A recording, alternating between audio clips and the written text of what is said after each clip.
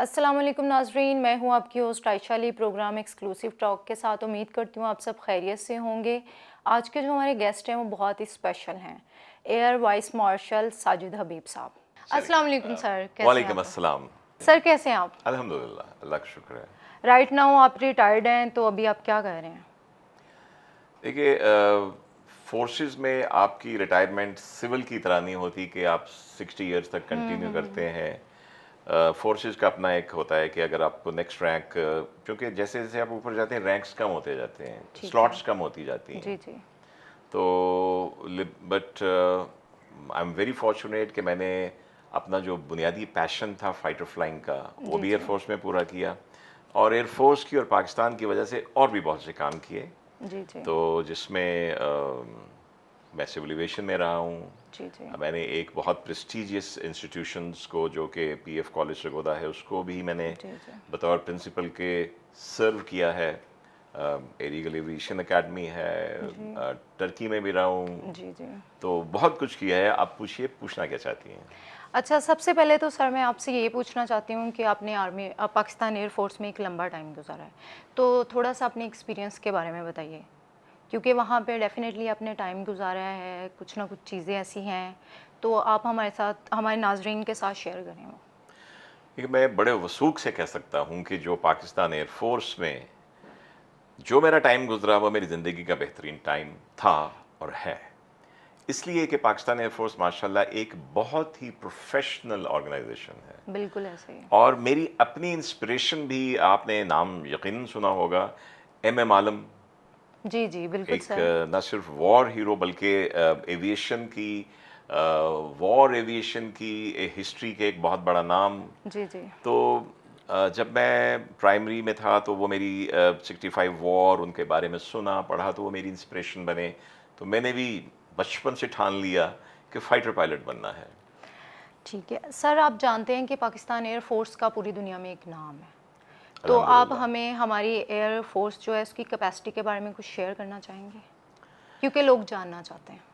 देखिए, अगर पाकिस्तान एयरफोर्स का आप थोड़ा सा बैकग्राउंड देखें तो बिल्कुल शुरू में कायदे आजम ने एक विजन दिया था कि दुनिया का कोई भी मुल्क एक मजबूत एयरफोर्स के बगैर दुश्मनों के रहमो करम पे है। बिल्कुल। और साथ उन्होंने कहा कि इसलिए पाकिस्तान अपनी एयरफोर्स को जल्द अज जल्द तैयार करे, एक एफिशिएंट एयरफोर्स जिसका कोई सानी ना हो। बिल्कुल तो ऐसे ही। अल्लाह का शुक्र है कि कायदे आज़म के इस विजन को, जो हमारे शुरू के पाकिस्तानी कमांडर इन चीफ थे, जी आजकल एयर चीफ कहते हैं, उस ज़माने में कमांडर इन चीफ कहते थे, जी सर। जिसमें दो बहुत बड़े नाम हैं। सबसे बड़ा नाम एयर मार्शल असगर खान का है। ठीक है सर। उन्होंने, उनके बाद एयर मार्शल नूर खान ने, और फिर बाकी आने वालों ने, जी। उन्होंने बिल्कुल, ख़ास तौर पे एयर मार्शल असगर खान ने बिल्कुल कायदे आज़म के विजन के मुताबिक एयरफोर्स को डेवलप किया। ठीक तो है। हमारी कैपेसिटी अपने हिसाब से, अपने ज़राए के अंदर किसी भी दुश्मन को निपटने के लिए काफ़ी है। बिल्कुल। ओके सर, अभी आप जो हमारी एयरफोर्स है, पाकिस्तान एयरफोर्स, उनके पास जो एयरक्राफ्ट हैं, जो जी, हमारा इक्विपमेंट है, जो वॉर हेड्स हैं, आप उनके बारे में कुछ डिटेल बताएंगे? देखिए, अगर आप तीनों फोर्सेस की बात करते हैं, सबसे पहले यकीनन इंसानी हिस्ट्री में पैदल फौज, बिल्कुल। फिर उसके बाद किसी ने कश्ती बनाई तो नेवी शुरू हो गई। Yes sir.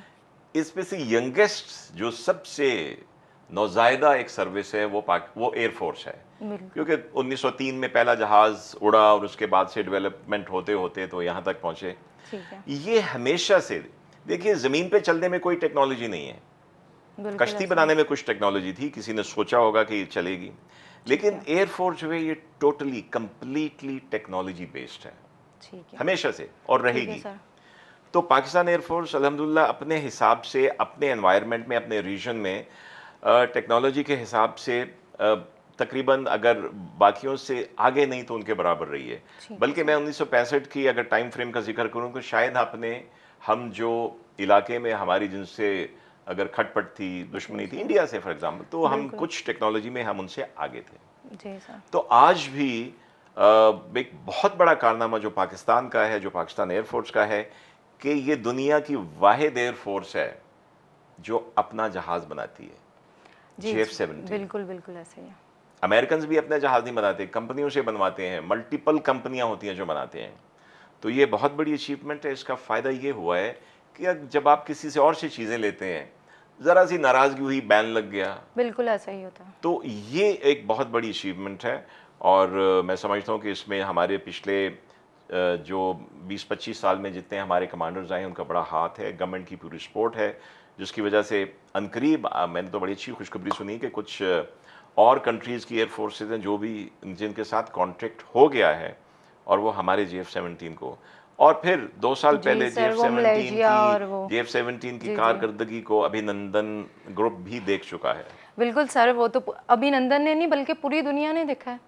अच्छा सर, ये बताएं कि एक बहुत ही कॉमन क्वेश्चन है जो कि लोगों के दिमाग में आता है कि क्या अगर हमारी इंडिया के साथ लड़ाई होती है और इजराइल के साथ, क्या हम दोनों के साथ एक टाइम में फ़ाइट कर सकते हैं? क्या पाकिस्तान एयरफोर्स के पास इतनी कैपेसिटी है कि वो एक टाइम में दोनों के साथ फ़ाइट कर सकते हैं अगर हमारी वॉर होती है? पहली बात ये है कि अगर मैंने भी लड़ना हो तो मैं एक के साथ इस मोहल्ले में, एक के साथ उस मोहल्ले में नहीं लड़ूंगा। बिल्कुल ठीक है, ये बात है। सबसे पहली बात तो ये है। दूसरी बात ये है कि देखिए टाइम बदल गए हैं। जी जहां तक हम हमेशा से इंडिया को अपना बुनियादी तौर पे एक एडवर्सरी समझते हैं, तो आप कोई जंग उठा के देख लीजिए, पाकिस्तान एयरफोर्स की कैपेसिटी कम होने के बावजूद परफॉर्मेंस उनसे बेहतर रही है। बहुत बेहतर। लेकिन एक चीज़ याद रखिए, जंग कौमें लड़ती हैं, ना सिर्फ एयरफोर्स, ना सिर्फ आर्मी, ना सिर्फ नेवी, कौम लड़ती है। तो इसमें एक पूरी मुल्क की मशीनरी, लोगों का जज्बा, मोराल, और उसके बाद जितने फोर्सेस हैं उनकी आपस में सिनर्जी जिसको कहते हैं, बिल्कुल हम आहंग होके फिर जंग लड़ी जाती है। कौम इकट्ठी होगी, कोई इशू नहीं। सर, यहाँ पे वक्त हुआ है एक ब्रेक का। नाजरीन, मिलते हैं ब्रेक के बाद, हमारे साथ रहिएगा। वेलकम बैक नाजरीन, सर के साथ हमारी गुफ्तगू जारी है। तो सर, आपने टर्की में भी सर्व किया है as a defence and air attaché. Attaché. जी। तो सर, उसके बारे में आपका क्या एक्सपीरियंस है? उसके बारे में कुछ शेयर करें। यार मुझे टर्की में 2 दफ़ा ऑफिशियली रहने का मौका मिला। जी पहली दफ़ा 95-96 में मैंने क्वालिफाई किया फॉर अ कोर्स अब्रॉड, तो आई वाज वेरी फॉर्चुनेट कि मैं कोई अमेरिका शमरीका नहीं गया, I was sent to Turkey. Because मेरी जितना मैं दुनिया में फिरा हूँ, जितना मुसलमान मुल्कों में फिरा हूँ, आप अरब मुल्क ले लें, जितना करीबी तुर्क हमारे साथ हैं कोई नहीं। और इसकी बड़ी हिस्ट्री है। अगर आपने सब कॉन्टिनेंट की, पाकिस्तान इंडिया की हिस्ट्री प्री पार्टीशन की पढ़ी हो तो एक खिलाफत मूवमेंट हुई थी। यस ये वो टाइम था जब, अब तो सबने अर्तुगरुल देखा है तो वो भी पता चल गया होगा, लोगों को अवेयरनेस हो गई कि ऑटोमन एम्पायर थी, जी खिलाफत सारा थी, उसको ख़त्म किया गया। उस टाइम पे जब उसको ख़त्म किया जा रहा था तो यहाँ पे एक खिलाफत मूवमेंट चली थी।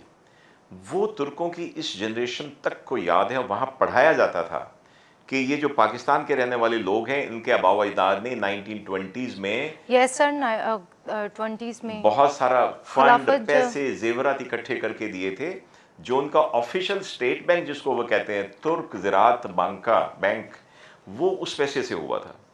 तो ये मैं जब 95-96 में गया हूँ तो उस वक्त तैयब अर्दवान साहब was a young mayor of Istanbul, और इन्होंने काया पलट दी थी उसकी, क्योंकि उन्होंने बिल्कुल सिंसेरिटी के साथ काम किया था।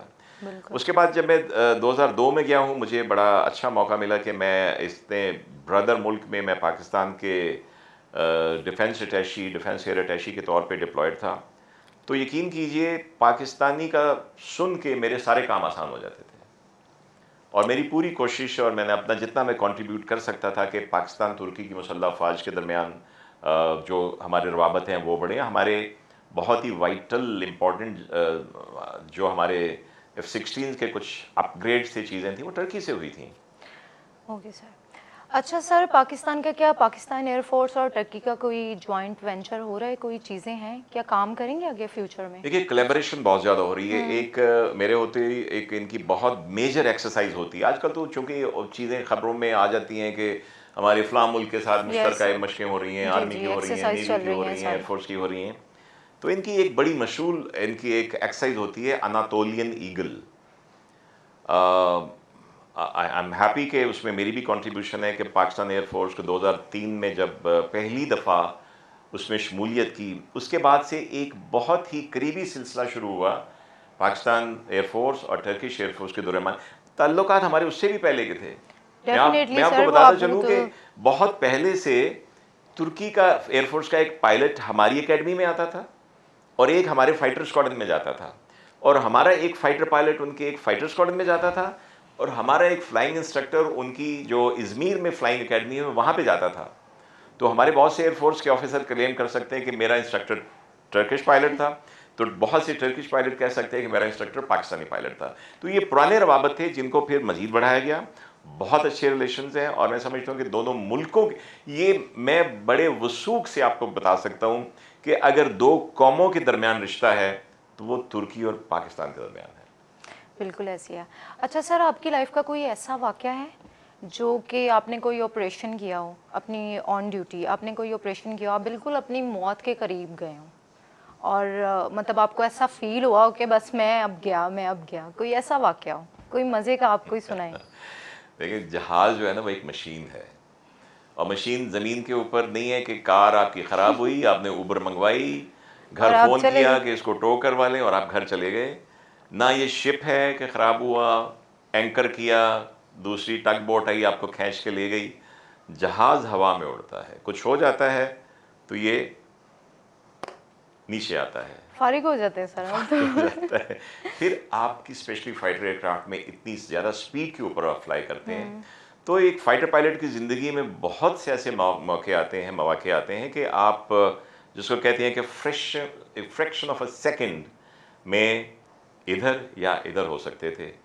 तो ऐसे वाक़यात मेरे साथ भी हुए, और एक मैं आपको मुख्तसरन बता देता हूँ। 7 सितंबर का दिन था और मैंने एक एयरबेस के ऊपर मैंने एरोबेटिक्स करने थे। 7 सितंबर को यौम फ़िज़ाइया मनाया जाता था, यस सर। और वहाँ से करके फिर मैंने एक नज़दीकी दूसरे बेस पे भी जाना था, वहाँ पे करना था। अच्छा, अब देखें, एयरफोर्स तो एक शोमैनशिप होती है, एक जहाज़ों की एक थ्रिल होती है जो लोगों को होती है। अब नीचे बेस के ऊपर 30-40 हज़ार का मजमा, तो मैंने कहा कि मैं मैक्सिमम जितनी स्पीड है मैं उसको अटेन करते हुए गुजरूंगा और फिर मैं इसको बिल्कुल वर्टिकली पुल करूंगा और मैं दूसरे बेस की तरफ चले जाऊंगा। तो मैंने वो अचीव किया, तकरीबन 1200 मील 200 किलोमीटर की मैंने वो स्पीड अचीव की। और जैसे ही मैंने आके जहाज़ को क्राउड के ऊपर उसको पुल किया और मैंने राइट को टर्न किया, तो मुझे कॉकपिट के अंदर फ्लेम्स, शोले नज़र आए। नाउ दैट वाज इतने से कॉकपिट में, ये इतना कॉकपिट होता है, इसके अंदर आग, फायर मीन्स सर आप बचना तो मुश्किल है। मतलब तो आपको लगा अल्लाह वाज वेरी काइंड। बस जिंदगी की फिल्म चंद सेकंड में चल जाती है। बिल्कुल ऐसे ही है। तो बट अल्हम्दुलिल्लाह ये कि मैं एकदम तो इट्स अ ह्यूमन फैक्टर। पहले एक फियर फैक्टर होता है, फिर आपकी सर्वाइवल इंस्टिंक्ट आ जाती है जब आप अपने आप को बचाना चाहते हैं। बिल्कुल तो ऐसे ही है। आई जस्ट रिवर्स्ड, और मेरे ओसी नीचे एयर ट्रैफिक कंट्रोल में बैठे हुए थे, और थैंक गॉड कि मैं रनवे के ऊपर था। तो मैंने अपना पावर शावर कट की बिल्कुल, और थोड़ा सा स्पीड लिमिट्स को क्रॉस करते हुए मैंने अपने पहिए खोले, लैंडिंग के नीचे किए। और मैंने, बड़े इंटरेस्टिंग बात थी कि जब हमारा कंट्रोलर जो एयर ट्रैफिक में बैठे होते हैं, उसको मैंने कहा कि इंग्लिश में मैंने कहा कि request immediate landing, fire in the cockpit. खामोशी छा गई, आगे से जवाब भी कोई नहीं आया। अब मैं तकरीबन जब लैंड करने वाला था तो अब उसकी सहमी सहमी आवाज़ आती है, उर्दू में कहूँगा, फिर से कहो, लेकिन now it's too late. But this one of the incident, Allah was very kind कि वो आग बुझ गई और लैंड किया, छलांग मारी, बाहर आए। इतने में वो फायर सर्विस आ चुकी थी, लेकिन अल्हम्दुलिल्लाह जहाज़ भी टाइमली एक्शन, जहाज़ भी बच गया, और मैं भी यहाँ बैठा हूँ आपके सामने। अच्छा सर, आपने इंडिया के खिलाफ कोई ऑपरेशन किया कि आपने कोई ऐसा इंसिडेंस हो जो आप वहाँ पे गए हो, आपने कोई किया हो ऑपरेशन इंडिया के नहीं, टू खिलाफ? बी वेरी ऑनेस्ट, मेरी अपनी सर्विस के दौरान में ऐसा कोई मौका, मेरे ख्याल में जो एक बाकायदा जो जहाँ पे टाकरा हुआ है दोनों फोर्सेस का 71 के बाद, जी। मैं कह सकता हूँ कि वो ये अभिनंदन वाला हुआ। ठीक है तो सर। मेरे साथ, हाँ, हम जब भी देखें, एयरफोर्स के पायलट्स हम वक्त ड्यूटी के ऊपर होते हैं, कई ऐसे होते हैं जो 3 मिनट के नोटिस के ऊपर उड़ने के लिए तैयार बैठे होते हैं, बिल्कुल कुछ होते हैं जो 6 मिनट्स के नोटिस के ऊपर उड़ने के लिए तैयार बैठे होते हैं। तो बिल्कुल वो ताकि देखते हैं हमारे रेडार वाले कि अगर वेस्टर्न बॉर्डर ईस्टर्न बॉर्डर कहीं से कोई ऐसा उनको टारगेट, ऐसा एयरक्राफ्ट नज़र आया जो कि ख़तरा हो सकता है, तो बिल्कुल उसके लिए फिर हवाबाजों को फ़ौरन 3 मिनट के नोटिस के ऊपर भेजा जाता है। ठीक है सर। तो अल्लाह का शुक्र है कि ऐसा कोई हादसा या सानहा पेश नहीं आया, लेकिन उससे पहले अफ़गान वॉर जब हुई थी तो उस वक्त हम फ्लाई करते थे, कई दफ़ा टाकरा होता था, कभी वो मुड़ के चले जाते थे, कभी हम उनके पीछे जाते थे। सर पाकिस्तान एयरफोर्स के पास कौन कौन सी टेक्नोलॉजी है, इसके बारे में कुछ बताएंगे? देखिए इस वक्त तो गेम ही, जैसे मैंने कहा था, टेक्नोलॉजी थी, हाइड्रो अब तो साथ उसके जो है ना अ, जो आईटी है, जो फिफ्थ जनरेशन ये हाइब्रिड वॉर। फिफ्थ जी जनरेशन वॉरफेयर है, इसमें जी हो गई बिल्कुल। हैं। और फिफ्थ जनरेशन वॉरफेयर में इंटरेस्टिंगली अब सिर्फ फोर्सेस तक महदूद नहीं है, जी इसमें बाकी एलिमेंट्स भी आ जाते हैं। हमारा लेट्स से हमारे जो ब्लॉगर्स हैं वो आ जाते हैं, कोई हमारे मीडिया वाले आ जाते हैं, बिल्कुल और उनमें से कुछ ट्रैप हो जाते हैं। आप को कोई फेसबुक के ऊपर अप्रोच करते हैं, आप किसी सेंसिटिव जगह पे काम करते हैं, बिल्कुल तो अब आप ठीक है, इसमें जितने भी एवेन्यूज़ खुले हैं इंटरेक्शन के, उतने ही ट्रैप्स भी बन गए हैं। बिल्कुल ऐसे ही है। तो उनसे बचने के लिए बड़ा ज़रूरी है कि आम लोग भी इस पे नज़र रखें। कोई ऐसे प्रोपेगेंडा, कई दफ़ा कोई ऐसी पोस्ट आती है जो अच्छी नहीं होती, बिल्कुल और हम आम उसको दूसरों को दिखाने के लिए कि अच्छी नहीं है, हम उसको इनडायरेक्टली उसको फैलाने का बायस बन जाते हैं। बिल्कुल ऐसा होता है। तो बाकी टेक्नोलॉजी हमारे पास, वी हैव एक्सीलेंट टेक्नोलॉजी। हमारा अपना JF-17 है, उसको भी अपग्रेड पे अपग्रेड कर रहे हैं। हमारे रडार्स की टेक्नोलॉजी बड़ी अच्छी है। तो I think you are in good hands of the air force.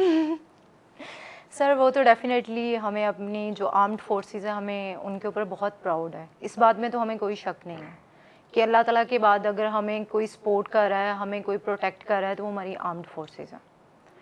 अब वो प्रोपेगेंडा होता है, कोई भी चीज़ होती है तो उसका मतलब वो ठीक है, डेफिनेटली जब किसी मुल्क की आर्मी जो है वो स्ट्रांग होती है, आर्म्ड फोर्सेस, तो वो उनको डिस्ट्रॉय करने के लिए, क्योंकि सबसे पहले वो कहते हैं कि आर्म्ड फोर्सेस को डिस्ट्रॉय करो अगर आपने वो कब्ज़ा करना है, तो डेफिनेटली इसमें तो कोई शक नहीं है कि हम जो हैं वो प्रोटेक्टेड हाथों में हैं।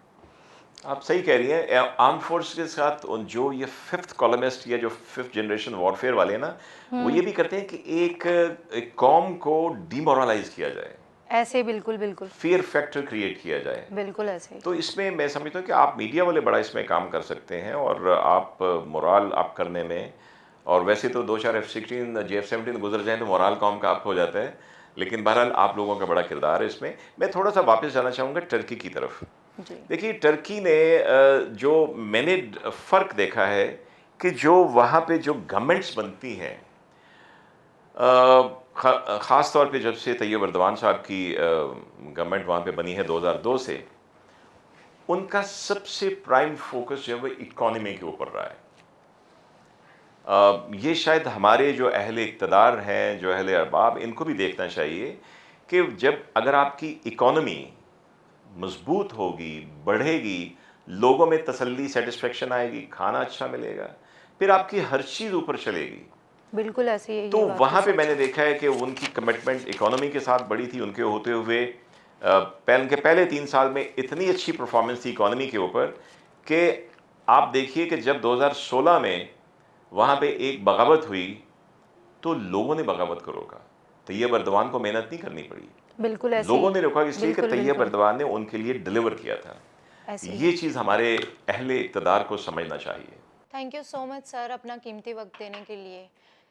नाजरीन अपना और अपने प्यारों का ख्याल रखें। अल्लाह हाफ़िज़।